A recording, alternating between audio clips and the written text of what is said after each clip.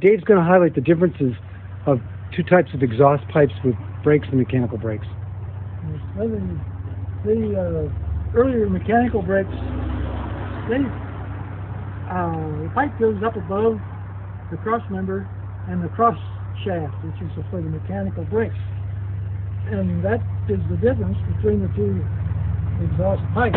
People want to know why you have two different pipes.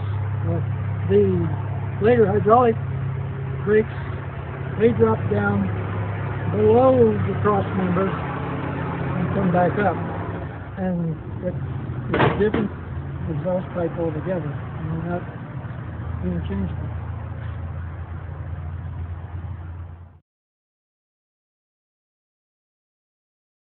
Dave's now going to talk about the crankshaft pulley and making sure the correct one is selected and what to look for.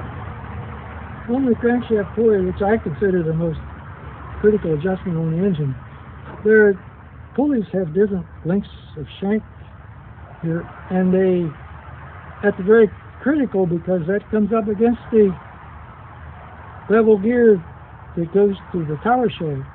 And if you tighten that too tight, actually, I've known of many cases where that's tightened down as tight as they can. Nobody ever checks the clearance on the bevel gears, and you can actually break the front stub right off of the crankshaft. There's actually two different depths. The earlier crankshaft pulley was pretty basic. The later one is reinforced a little more. It has reinforced where the bolt goes in, and it's also riveted.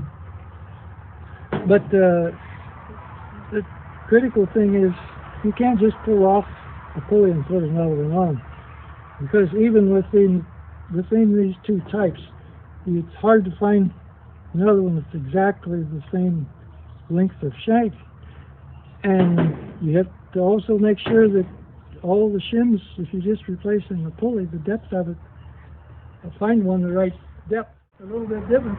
And another thing is the earlier ones, they were put on with a stud that screwed into the crankshaft and had a nut that went on the outside. And the later ones, they just used a bolt that went right straight into the crankshaft. Now the earlier ones you can adjust with the nut here that's on the outside, but the later one, this bolt has to be put down, tightened down tight, and that is the one that can give you a problem. You have to make sure that you have the right clearance there on your tower shaft gear going to the bevel gear to the tower shaft. But Dave, what's the earlier years and late years? Is there a general? Well, I say early. It's actually, I consider the tin block era, which is maybe 46, 7, 8. Maybe even from early 49 crankcases, but most of them have been changed so much over the years, or rebuilt and parts replaced, that you never really know for sure by looking at a pulley what is in your engine. But it's just so many variations there. And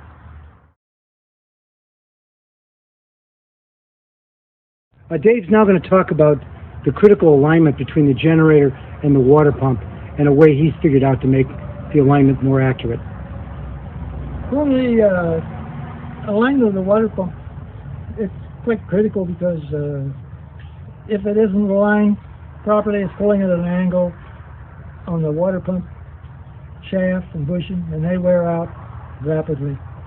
So what you need to do is make sure that the generator shaft and the water pump shaft are perfectly aligned. And I've come up with an idea which looks pretty good. If you have an old pair of vice grips and use a piece of tubing and clear it down the middle, a piece of tubing that's half-inch high gauge, and you can clamp it right on the generator shaft, and your water pump shaft would be coming in here. And that line, it would help to line it up. Now you do this before you mount the water pump. The water pump, then you can see if there's a space between the water pump and the crankcase, you can put a shim in there. And sometimes if it needs moved up or down to align the mounting holes, you might have to even enlarge the holes, the mounting holes in the water pump housing in order to get it line up properly. You can clamp it right on the generator shaft, and your water pump shaft would be coming in here. And that line really help to line it up. Now this, you do this before you mount the water pump. The water pump, then you can see if there's a space between the water pump and the crankcase, you can put a shim in there.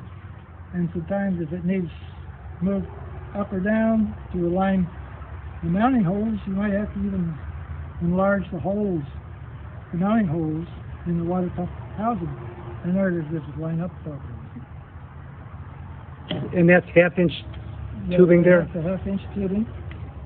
Slit down the middle, and just put in a pair of vice grips. You wouldn't even have to weld this, and I'll weld it in there, but you wouldn't even have to weld it in there. You could probably just hold it in the vice grips for a one-time use. Okay, thank you.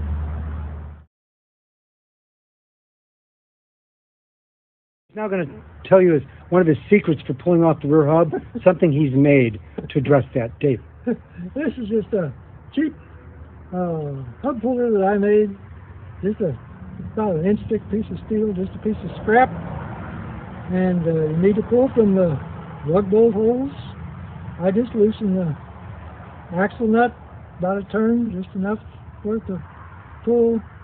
And I got a couple bolts with holes in this hunk of steel that exact spacing of the two opposite lug bolts, and you screw them in with the lug bolt holes in and get it tight up against the nut, and then you can just tighten these down from outside here.